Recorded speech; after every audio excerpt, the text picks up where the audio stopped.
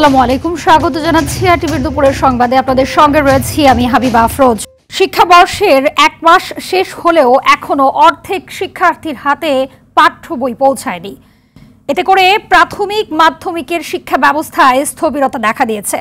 সরকার বই দিতে না পারলেও বিনামূল্যে পাঠ্য বই ঠিকই খোলা বাজারে পাওয়া যাচ্ছে। বিক্রি বেড়েছে নিম্নমানের পিডিএফ কপির। মেহেদী হাসান সুজনের ক্যামেরায় বিস্তারিত থাকছে বিপুল দেব রায় রিপোর্টে। আগে গিয়ে প্রথম দিনেই বই পাওয়া হতো, এবার পাওয়া হয়নি, তো একটু আজব লাগছে।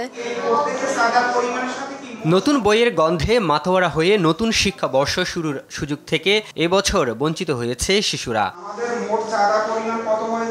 শিক্ষাবর্ষের এক মাস পার হলেও নানা প্রতিবন্ধকতায় প্রাথমিক মাধ্যমিকের অর্ধেক শিক্ষার্থীর হাতে বোর্ডের বই পৌঁছানো সম্ভব হয়নি। বইটা খুলে দেখি, এটা আনন্দ করি, বইটা নেওয়া মজা হয়েছে। এবছর যেরকম বইটা পাচ্ছি না, এরকম একটা কষ্টের ব্যাপার। আমাদের ক্লাসে বই না থাকাতে একটু ক্ষতি হচ্ছে আর কি। আমাদের এক্সামও সামনে স্টার্ট হবে, তাই বইটা ফেব্রুয়ারির মধ্যে আমরা যদি পাই তাহলে অনেক সুবিধা হয়। বিনামূল্যের বই শিক্ষা প্রতিষ্ঠানে না পৌঁছালেও তা পাওয়া যাচ্ছে খোলা বাজারে। পিডিএফ কপি থেকে ছাপানো নিম্নমানের বই বিক্রি হচ্ছে চড়া দামে। বাচ্চাদের চাহিদার কারণে এরা এসে বলে যে আমাদের পিডিএফ থেকে বই নিতে বলছে, পিডিএফ করে দেন। তো আমরা সেক্ষেত্রে পিডিএফ করে যে প্রিন্ট করে এদেরকে বই দিচ্ছি। ম্যাজিস্ট্রেট আসছিল, 2-3 বার আসছে, রেট দিছে, বলছে যে আপনারা এগুলো বিক্রি করেন না, ঠিক আছে, আমাদের অ্যালার্ট করে দিছে। তারপর আমরা বেচে না, তেমনটা ওই যে অর্ডার পাইলে তখন আমরা এটা করে দিই। বই পাওয়া নিয়ে অনিশ্চয়তা থাকায় নির্ধারিত সময়ে স্কুলের পরীক্ষা নিয়ে চিন্তিত শিক্ষক অভিভাবকরা। ফার্স্ট টার্ম পরীক্ষা সম্ভবত ঈদুল আজহার পরে, জুনে সম্ভবত। সেই ক্ষেত্রে স্টুডেন্টরা যদি বই না পেয়ে থাকে তাহলে আমার মনে হয় যে হয়তো 15 দিন পরে পরীক্ষা শুরু করা লাগবে। যদি জুনে হাফ ইয়ারলি পরীক্ষা শিডিউল হয়ে যায় আর এর মধ্যে যদি ফেব্রুয়ারিতে বাচ্চারা সকল বই না পায়, সেক্ষেত্রে তাদের প্রস্তুতি নেওয়া তো দুরূহ হবে, কষ্টকর হবে। শিক্ষকরা বলছে যে পিডিএফ ফাইল থেকে, ইন্টারনেট থেকে বই সংগ্রহ করার জন্য। তো এখন ইন্টারনেট থেকে যারা শহরে আছে বা আমার ছেলে হয়তো বা ইন্টারনেট সম্পর্কে জানে বা আমরা নাই, সেটা সংগ্রহ করলাম, কিন্তু গ্রামের প্রান্তিক পর্যায়ে সেইগুলোতে তারা কিভাবে সংগ্রহ করবে, এটা তো খুব একটা কস্টলি বিষয় এবং আর্থিক বিষয় আছে, সবার পক্ষে সেটা সম্ভব না। এনসিটিভির চেয়ারম্যান রিয়াজুল হাসান এই অবস্থার দায় ছাপাখানাগুলোর উপর চাপান। প্রতিদিন 116টা প্রিন্টার 1,42,00,000 বই প্রস্তুত করতে পারে, কিন্তু বাস্তবে আমরা দেখলাম সর্বোচ্চ 48,48,000 বই 116টা প্রেস থেকে আমরা পাচ্ছি। এই পরিস্থিতিটা আসলে আমাদের জন্য খুবই হতাশাজনক। প্রাথমিক ও মাধ্যমিক পর্যায়ের জন্য এবছর 40 কোটি বই ছাপানোর কথা থাকলেও এখনও 20 কোটি বই ছাপার কাজ শেষ হয়নি। কবে নাগাদ সারা দেশে বই পৌঁছানো যাবে তাও নির্দিষ্ট করে বলতে পারছে না কর্তৃপক্ষ। বিপুল দেব রায়, RTV, ঢাকা। অনেক রক্তের বিনিময়ে আজকের অন্তর্বর্তী সরকার ও রাজনৈতিক পরিবেশ। বিক্ষোভ আন্দোলন যাই হোক, গুলি করে হত্যা চিরদিনের জন্য বন্ধ করতে হবে। রাজধানীর শেরেবাংলা নগরে প্রয়াত রাষ্ট্রপতি জিয়াউর রহমানের সমাধিতে শ্রদ্ধা জানাতে এসে এসব কথা বলেন বিএনপির সিনিয়র যুগ্ম মহাসচিব রুহুল কবির রিজভী। ভারতে বসে শেখ হাসিনা নেতাকর্মীদের উস্কানি দিচ্ছে দাবি করে উপদেষ্টাদের কঠোর হবার তাগিদ দেন অ্যাডভোকেট রিজভী। এ সময় বাজার সিন্ডিকেট এবং আইন শৃঙ্খলার উন্নতি না হওয়ার সমালোচনা করেন তিনি।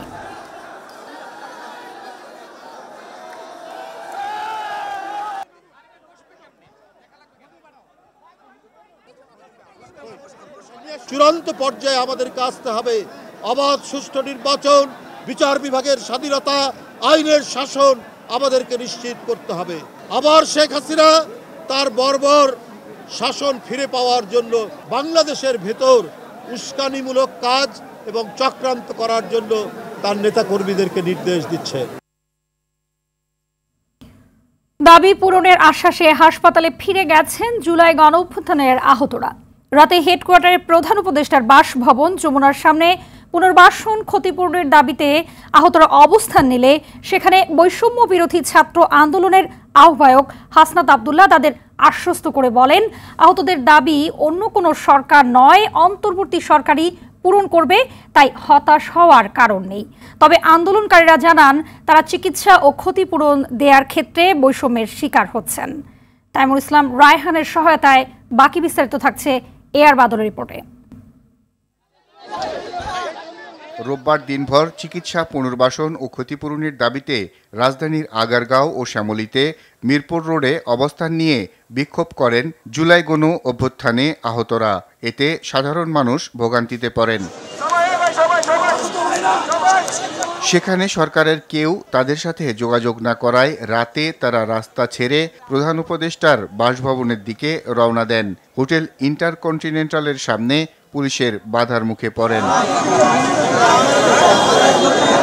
পরে পুলিশের বাধা উপেক্ষা করে গভীর রাতে তারা প্রধান উপদেষ্টার বাসভবনের সামনে গিয়ে অবস্থান নেয়। এ সময় আহতরা বলেন তারা নানাভাবে বৈষম্যের শিকার। চিকিৎসা হইতেছে না, ডাক্তার এক সপ্তাহে একদিন আসে, নাইলে আসে না। একদম চিকিৎসা মানে বাজে, চিকিৎসা হয় যায়। চিকিৎসার মতো না দিত তাহলে আমগো 5-7 মাস লাগতো না সুস্থ হতে।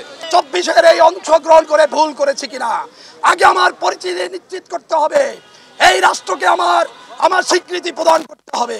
গভীর রাতেই সেখানে উপস্থিত হয়ে বৈষম্য বিরোধী ছাত্র আন্দোলনের আহ্বায়ক হাসনাত আব্দুল্লাহ আহতদের আশ্বস্ত করেন। কালকে থেকে পুনর্বাসন, চিকিৎসা এগুলো কোন পর্যায়ে আছে এবং আইনটা কোন পর্যায়ে আছে সেগুলোর জন্য আপনাদের থেকে টিম নিয়ে আমি সব জায়গায় যাব। সব আহতরাই সুচিকিৎসা এবং কর্মসংস্থানের সুযোগ পাবে বলে জানান হাসনাত আব্দুল্লাহ। তার কথায় হাসপাতালে ফেরেন আহতরা। আপনারা যারা আছেন আমার থেকে সাহসী বলে আপনি আহত।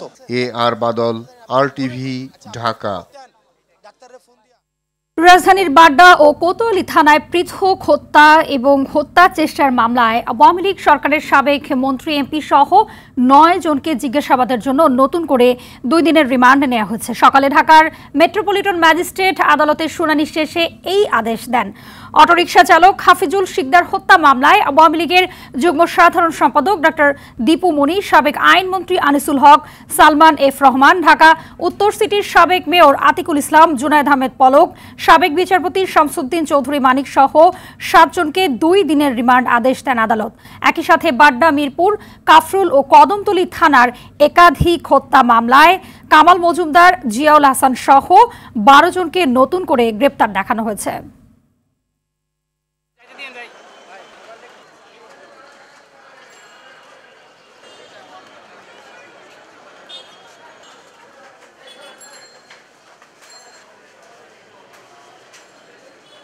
আসামিদের জড়িত থাকার বিষয়টি আরও সুনিশ্চিত করার জন্য তাদের বিরুদ্ধে 5 দিনের রিমান্ড চাওয়া হয়। বিজ্ঞ আদালত তাদের পক্ষে আইনজীবীরা ছিলেন, আইনজীবীরা রিমান্ড বাতিল করে জামিনে প্রার্থনা করেন। উভয় বক্তব্য শোনার পর বিজ্ঞ আদালত 2 দিনের রিমান্ড মঞ্জুর করে। এদিকে বৈষম্য বিরোধী ছাত্র আন্দোলনের ওপর হামলা মামলার আসামি হিসেবে জিজ্ঞাসাবাদের জন্য সাবেক জনপ্রশাসন মন্ত্রী ফরহাদ হোসেন ও তার ভাই সরফরাজ হোসেনকে 3 দিন করে রিমান্ড দিয়েছেন আদালত। একই মামলার আরেক আসামি সাবেক এই মন্ত্রীর ভগ্নিপতি জেলা আওয়ামী লীগের সহসভাপতি আব্দুস সামাদকে 2 দিনের রিমান্ড দিয়েছেন আদালত। দুপুরে মেহেরপুরের senior judicial magistrate Begum Sharmin Nahar এই আদেশ দেন। তদন্তকারী কর্মকর্তা সেলিম জাহাঙ্গীর এই মামলায় 3 জনের 5 দিন করে রিমান্ড চাইলে আদালত 2 জনের 3 দিন করে এবং 1 জনের 2 দিনের রিমান্ড মঞ্জুর করেন।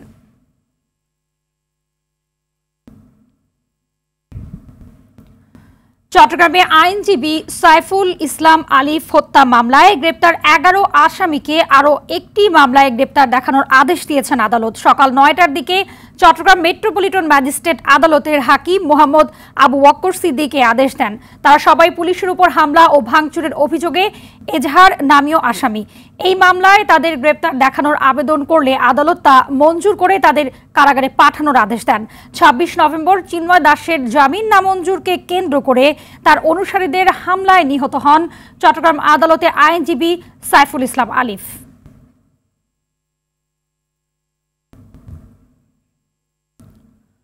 গোপালগঞ্জের টুঙ্গিপাড়ায় আওয়ামী লীগ নেতাকর্মীদের হামলায় ওসি সহ 6 পুলিশ সদস্য আহত হয়েছে। হামলার সময় দুর্বৃত্তরা পুলিশের গাড়ি ভাঙচুর চালায়। গেল রাতে মোশাররফ হোসেন স্কুল অ্যান্ড কলেজের সামনে এই ঘটনা ঘটে। পুলিশ সুপার মোহাম্মদ মিজানুর রহমান জানান, রাতে শহরের বিভিন্ন স্থানে আওয়ামী লীগের নেতাকর্মীরা সরকার বিরোধী লিফলেট বিতরণ করছিল। এই খবর পেয়ে টুঙ্গিপাড়া থানার ওসির নেতৃত্বে একদল পুলিশ ঘটনাস্থলে পৌঁছে সাফায়েত গাজী নামে একজনকে আটক করে। এ সময় স্থানীয় আওয়ামী লীগের নেতাকর্মীরা জড়ো হয়ে পুলিশের উপর হামলা চালায় এবং পুলিশ ভ্যান ভাঙচুর করে। এই ঘটনায় মামলার প্রস্তুতি চলছে বলেও জানায় পুলিশ।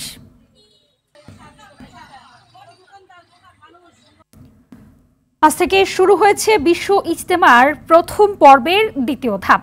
ফজর নামাজের পর আম বয়ানের মধ্য দিয়ে ইজতেমার আনুষ্ঠানিকতা শুরু হয়েছে। গতকাল থেকেই খিত্তার জিম্মাদার ও তাবলিগ সাথীরা ময়দানে আসতে শুরু করেছে। সকালেও এসেছে দূর দূরান্তের সাথীরা। এ পর্বে ৭২টি দেশের ৩,২৫৬ জন বিদেশি মুসল্লি অংশ নিয়েছে। এছাড়া টাঙ্গাইল, মানিকগঞ্জ, সিরাজগঞ্জ, মেহেরপুর, নরসিংদী, জামালপুর সহ ২২টি জেলার সাথীরা অংশ নিয়েছে। সকাল ১০টা থেকে ভারতের মাওলানা আহমেদ হুসাইন বয়ান শুরু করেন। এরপর বিভিন্ন আলেমরা পর্যায়ক্রমে বয়ান করবেন। আগামী বুধবার আখেরি মোনাজাতের মধ্য দিয়ে এই পর্বের সমাপ্তি হবে বলে জানিয়েছে আয়োজক কর্তৃপক্ষ। বোঝা যায় এই রাস্তা আইলে আল্লাহর তাআলাতে অনেক কিছু বোঝা যায়। সকল উম্মতের জন্য এটাকে রাসূল রেখে গেছেন, আমাদের করতে হবে এবং আল্লাহ রাসূলের কাজ আমরা করব, এই জন্য আমরা এসেছি। সব থেকে বড় শুকরিয়ার বিষয় যে আসলে বিশ্ব ইজতেমা এটা অন্য দেশেও হইতে পারতো, কিন্তু আমাদের সৌভাগ্য যে আমাদের বাংলাদেশে হইতেছে। এটা বাহির থেকে আমাদের অনেক মেহমানরা আসে। অনেকে সূরা টুরা জানে না, নামাজ ঠিকমতো শিখতে পারে না, ওগুলি আসলে অনেকে শিখা হয়। দিনই কথা শুনি, যা শুনি তারপর আমরা আমল করি। আমল করে আমরা কিভাবে আখিরাত মুখ হইতে পারি, জান্নাতে মুক্তি পেয়ে জান্নাতে যেতে পারি, এই জন্য আমরা এখানে আসি আর কি। দর্শক, ইজতেমা ময়দানের সবশেষ অবস্থা জানাতে টঙ্গী থেকে সরাসরি যুক্ত হচ্ছেন সহকর্মী তরিকুল ইসলাম তারেক জানাবেন যে দ্বিতীয় পর্বের ইজতেমায় মুসল্লিদের উপস্থিতি কেমন দেখছেন এবং তাদের কোনো দুর্ভোগ হচ্ছে কিনা, বিস্তারিত কি তথ্য রয়েছে আপনার কাছে?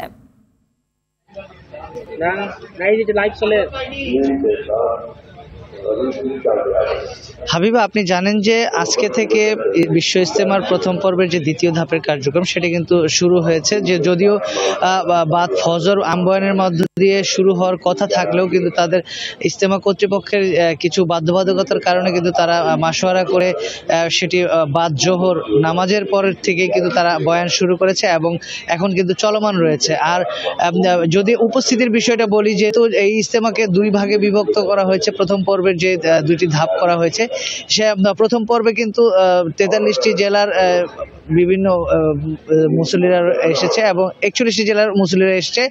সেদিক থেকে কিন্তু এখন দ্বিতীয় পর্বে কিন্তু ২৩টি জেলার মুসল্লিরা আসার কথা রয়েছে এবং তারা কিন্তু আমরা দেখতে পেয়েছি সকালেও অনেক মুসল্লিরা মাঠে প্রবেশ করেছে।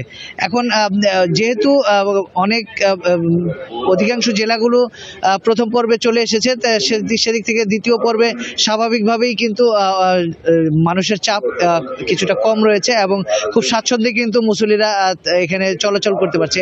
এবং আজকে সকালে কিন্তু গাজীপুর মেট্রোপলিটন পুলিশের পক্ষ থেকে নিরাপত্তার বিষয়ে গাজীপুর মেট্রোপলিটন পুলিশের যে police commissioner doctor Nazmul Karim Khan, তিনি কিন্তু গণমাধ্যমের সাথে কথা বলেছেন এবং নিরাপত্তার বিষয়ে কিন্তু সকলকে আশ্বস্ত করেছেন যে সাদা পোশাকে মাঠের ভিতরে মুসল্লিরা পুলিশ প্রশাসন রয়েছে এবং পোশাকধারী যারা রয়েছে তারা কিন্তু মাঠের বাইরে নিরাপত্তার কাজে নিয়োজিত রয়েছে এবং সবাইকে কিন্তু আতঙ্কিত না হয়ে কিন্তু স্বাচ্ছন্দ্যে ইজতেমার সকল কার্যক্রম পরিচালনা করে এবং সকল নিয়মকানুন মেনে ইজতেমাকে সম্পন্ন সফল করার জন্য আহ্বান জানিয়েছেন তিনি।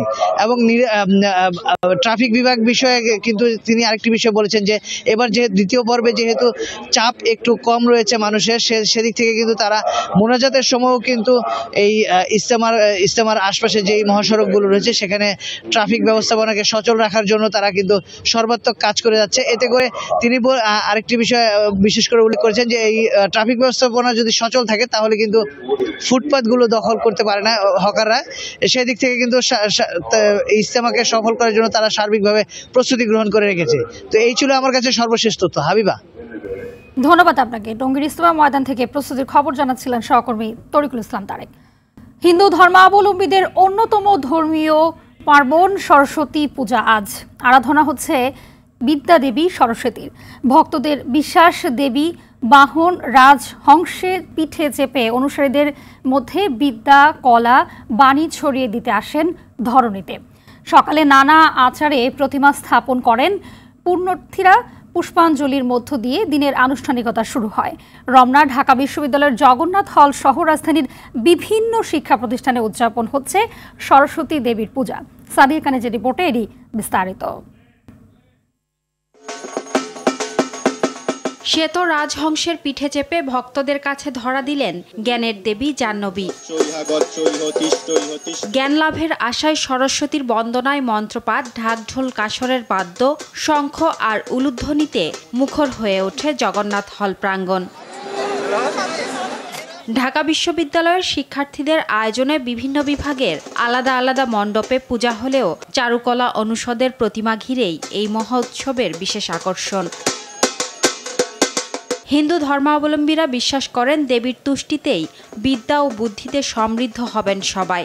তাই অজ্ঞানতার অন্ধকার দূর করতে কল্যাণময়ীর চরণে ভক্তরা দেন অঞ্জলি। আমাদের যে প্রতিভা সেটা জানি আমরা সৎ কাজে নিয়োজিত করতে পারি, এই প্রার্থনাই রেখেছি সরস্বতী মায়ের কাছে।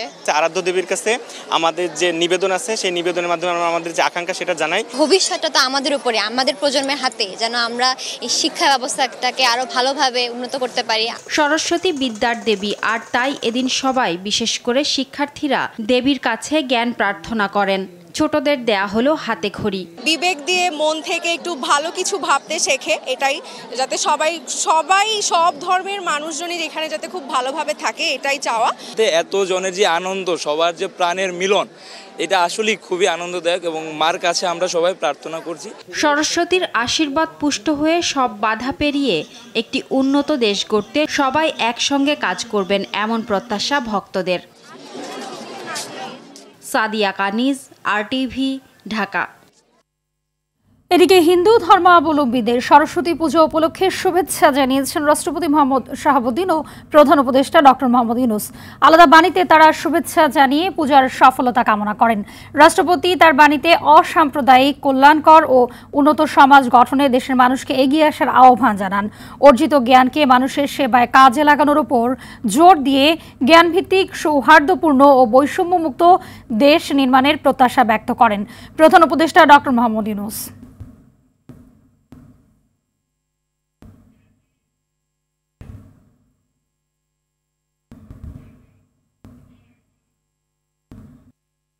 রাজধানীর মহাখালীর সরকারি তিতুমির কলেজকে বিশ্ববিদ্যালয় হিসেবে ঘোষণার দাবিতে টানা ৬ষ্ঠ দিনের মতন আমরণ অনশন করছেন শিক্ষার্থীরা। একই সঙ্গে আজ বেলা ১১টা থেকে রাত ১০টা পর্যন্ত Barasat barricade two north city কর্মসূচি পালন করতে ক্যাম্পাসে জড়ো হচ্ছেন অন্যান্য ছাত্ররাও। কলেজের মূল ফটকের সামনে অনশন করছেন শিক্ষার্থীরা, আর ক্যাম্পাসের ভেতরে চলছে সরস্বতী পূজা। সেখানে অবাধে দর্শনার্থীরা প্রবেশ করতে পারছেন। তিতুমির কলেজের শিক্ষার্থীরা জানান, মহাখালীর ঢাকা ময়মনসিংহ মহাসড়ক, রেলগেট, আমতলী মোড়, Gulshan link road, Barasat barricade two north city কর্মসূচির আওতায় থাকবে। তিতুমির কলেজকে তিতুমির বিশ্ববিদ্যালয়ে রূপান্তরিত করতে যেন শীঘ্রই পদক্ষেপ নেওয়া হয়। তিতুমির কলেজের ৩৫,০০০ শিক্ষার্থীর একটাই দাবি যে তিতুমিরকে বিশ্ববিদ্যালয় ঘোষণা করতে হবে। এখনো রাজপথে রক্তগুলি শুকায় নাই। এখনো যদি তাদের ভাষা এটা হয়, তাহলে সামনের দিনগুলিতে কি হবে? শিক্ষা উপদেষ্টার এই বিষয়টাকে তীব্র নিন্দা এবং প্রতিবাদ জানায় এবং অনতিবিলম্বে এই ৩৫,০০০ স্টুডেন্টের প্রাণের দাবিকে মেনে নেওয়ার দাবি জানাচ্ছি। খেজুরের আমদানি কর প্রায় অর্ধেকে নেমে আসায় বাজারে বইছে অনেকটাই স্বস্তির হাওয়া। কেজি প্রতি কমেছে দাম। পাইকারি ব্যবসায়ী ও আমদানিকারকরা বলছেন, মধ্যপ্রাচ্য থেকে আমদানি হচ্ছে প্রচুর পরিমাণ খেজুর। তবে বিশ্লেষকদের মত, খেজুরের গ্রেডিংয়ের আড়ালে যেন আমদানিকারকরা কর ফাঁকি দিতে না পারে সেদিকে নজর দিতে হবে। সেলিম মালিকের রিপোর্টে বিস্তারিত। গত ২১ নভেম্বর সব ধরনের ও মানের খেজুর আমদানিতে শুল্ক কমিয়ে প্রজ্ঞাপন জারি করে জাতীয় রাজস্ব বোর্ড NBR। এতে বিদ্যমান শুল্ক ১০% কমিয়ে ১৫% নির্ধারণ করা হয়েছে। অগ্রিম আয়কর ১০% থেকে কমিয়ে ৩% এবং ৫% অগ্রিম কর সম্পূর্ণ প্রত্যাহার করা হয়েছে। এমন কর ছাড়ে মধ্যপ্রাচ্য থেকে খেজুর আমদানি হচ্ছে ব্যাপক হারে, দামটাও কমেছে বেশ খানিকটা। আজোয়া খেজুর আমরা আগে ৯০০ টাকা কেজি বিক্রি করছি, বর্তমানে এখন ৮০০ টাকা বিক্রি করতেছে আর কি। আর এই গ্রেডটা ১২০০ টাকা বিক্রি করছি, এখন এই গ্রেডটা আছে ১০০০।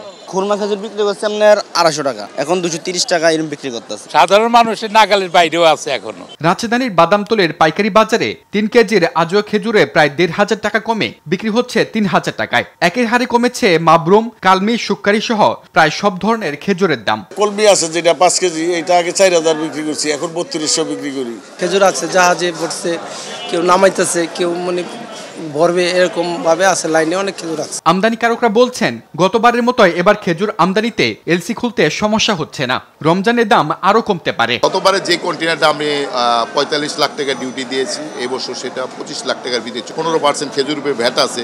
এই ভ্যাটটা যদি উঠিয়ে দিত তাহলে মানুষ খেজুর অনেক সস্তা খেতে পারে। রমজানে আরো কমবে, কারণ এখন তো নতুন মাল পুরোপুরি আসে না। আমদানি যেই পরিমাণ সয়লাভ আছে তাতে রমজানে আলহামদুলিল্লাহ কোনো ঘাটতি হওয়ার কোনো সুযোগ নেই, পর্যাপ্ত পরিমাণ খেজুর আছে।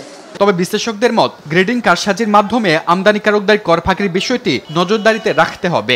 এক গ্রেডে আনলেন, ঘোষণা দিলেন, ডিক্লারেশন দিলেন, আর একটা গ্রেডে আনছেন কর ফাঁকি দেওয়ার জন্য, আমদানি শুল্ক ফাঁকি দেওয়ার জন্য।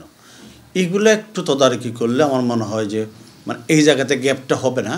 এদিকে শেরে বাংলা কৃষি বিশ্ববিদ্যালয়ের এই অধ্যাপক জানালেন, দেশে উৎপাদিত খেজুর দিয়েই চাহিদা মেটানো সম্ভব। বাংলাদেশে যেই টেম্পারেচার আছে সেই টেম্পারেচার দেখেছি যে প্রচুর পরিমাণে ফল ধরে এবং ফলগুলোর গুণাগুণ খুব ভালো হয়। পাশাপাশি হচ্ছে যখন রাইপেনিং হয়ে যায় একদম সৌদি আরবের টেস্ট, যার ফলশ্রুতিতে আমি মনে করছি যে বাংলাদেশে যদি আমরা উদ্যোগ নিই যে এই ফসলটাকে জনপ্রিয় করার জন্য, তাহলে কৃষকদেরকে কিছু ট্রেনিংয়ের ব্যবস্থা করতে হবে, টিস্যু কালচার ল্যাবটাকে ভালো করতে হবে, চারা উৎপাদন করে কৃষকদেরকে দিতে হবে এবং নার্সিং খুব সহজ। সেলিম মালিক, আরটিভি, ঢাকা। বর্ধিত সম্পূরক শুল্ক প্রত্যাহার করা না হলে আগামীকাল ও পরশু সারা দেশে আমদানি করা ফল, খালাস ও সরবরাহ বন্ধ রাখার হুঁশিয়ারি দিয়েছে Bangladesh fresh fruits importer association. সকালে আগারগাঁওয়ের জাতীয় রাজস্ব বোর্ডের সামনে মানববন্ধনে ব্যবসায়ীরা বলেন, আগে ফল আমদানিতে শুল্ক 20% থাকলেও এখন সরকার বাড়িয়ে করেছে 30%। এর ফলে আপেল, আঙুর, মালটা, আনার সহ সব ফলের দাম বাজারে বেড়েছে কেজিতে 20 থেকে 50 টাকা। শুল্ক না কমালে রমজানে ফলের দাম আরও বেড়ে যাবে বলে আশঙ্কা তাদের।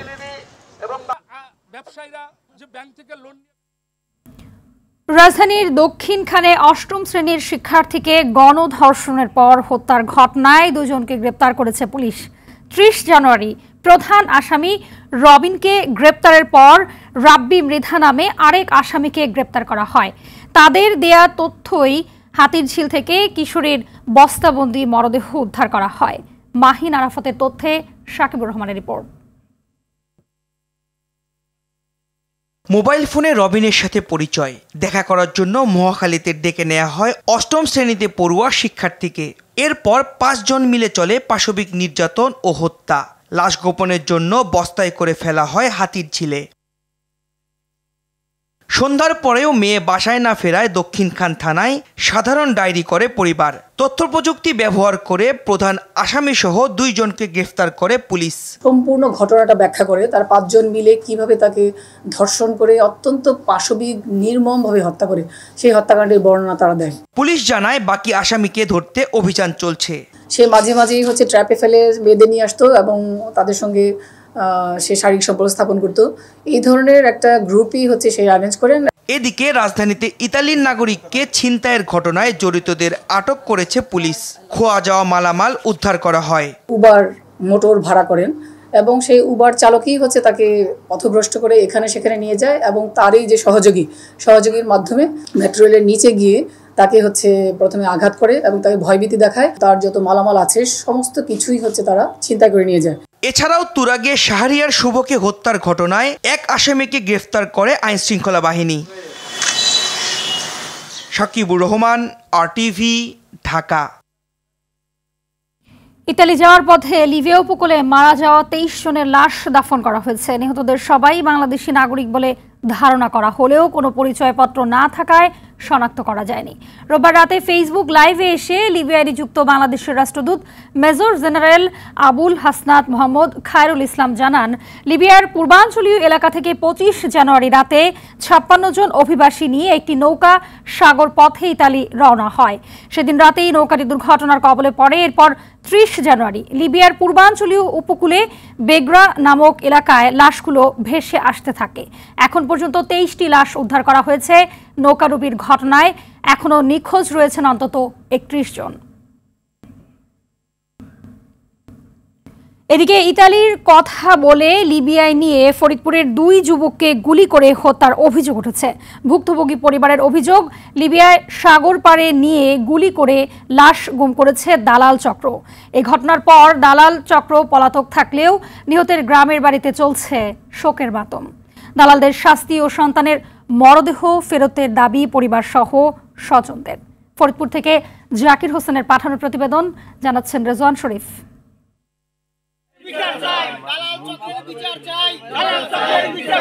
ফরিদপুরের ভাঙ্গা উপজেলার প্রত্যন্ত কুমারখালী গ্রামের যুবক হৃদয় হাওলাদার ও রাসেল হাওলাদার পরিবারে সচ্ছলতা আনতে ইতালি যাওয়ার মনস্থির করে তারা।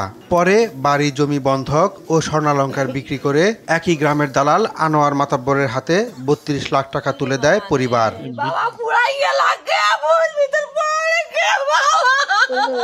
গেল বছরের 23 নভেম্বর দুবাই হয়ে লিবিয়া নেওয়া হয় 2 যুবককে। সেখানকার দালালরা চাহিদা মতো টাকা না পাওয়ায় প্রায় 2 মাস তাদের আটকে রাখে। গেল সপ্তাহ পর্যন্ত পরিবারের সঙ্গে যোগাযোগ থাকলেও হঠাৎ সেটিও বন্ধ হয়ে যায়। এরপর গেল শুক্রবার কোনো এক ব্যক্তি তার ফেসবুকে দুজনের মরদেহের ছবি পোস্ট করে।